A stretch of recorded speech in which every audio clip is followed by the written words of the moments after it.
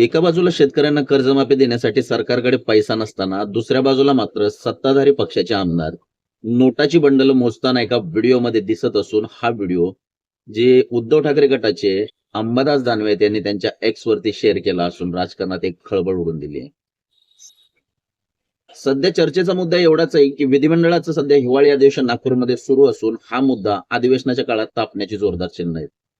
आणि त्या व्हिडिओमधील आमदार हे महेंद्र दळवी आहेत असं जे आपले अंबादास दानवे यांचं म्हणणं असून त्यांनी मुख्यमंत्र्यांना देखील असा प्रश्न विचारलाय की हा आमदार कोण आहे जो नोटांच्या गड्ड्यांसोबत पैसे मोजताना दिसतोय.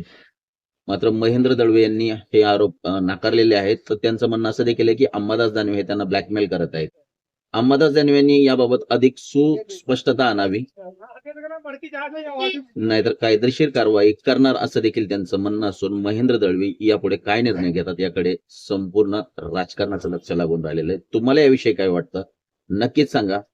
जय महाराष्ट्र.